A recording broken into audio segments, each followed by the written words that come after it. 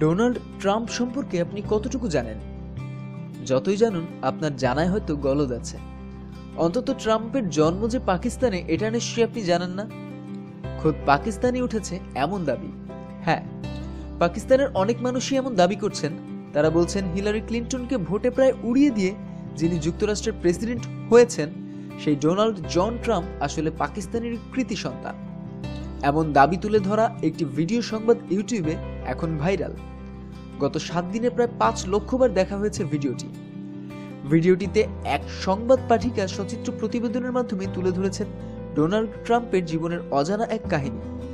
সেই কাহিনী অনুযায়ী ট্রাম্পের জন্ম যুক্তরাষ্ট্রের নিউ ইয়র্কে নয়, পাকিস্তানের ছোট্ট এক শহরে।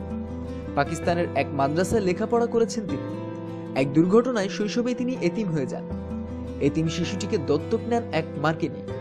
তার সঙ্গেই এতিম শিশুটি পাকিস্তান ছেড়ে চলে যায় যুক্তরাষ্ট্রে।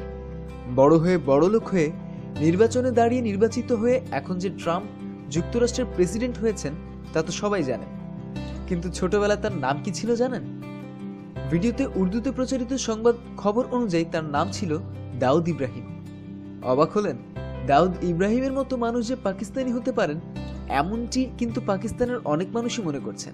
মাফিয়া ডন দাউদ ইব্রাহিমের জন্ম ভারতের মহারাষ্ট্রে হলেও বসবাসের জন্য বিশ্বে এত দেশ থাকতে একটি দেশকে পছন্দ করেছেন। দেশটির নাম পাকিস্তান। হ্যাঁ, সেখানে নিরাপদে বসবাস করলেন তিনি। পাকিস্তানে অনেকেই মনে করেন সন্ত্রাসী কার্যকলাপের জন্য কুখ্যাত দাউদ ইব্রাহিমের সঙ্গে ডোনাল্ড ট্রাম্পের খুব মিল।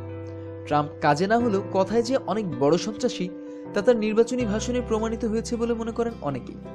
তাই তারা বলছেন এমন সন্ত্রাসীর প্রকৃত ঠিকানা পাকিস্তান হওয়াই স্বাভাবিক। তারা আরও বলছেন কথায় এবং আচরণে ট্রাম্পের যে ভাবমূর্তি তৈরি হয়েছে তাতে তার নামটাও হওয়া উচিত ছিল দাউদ ইব্রাহিম।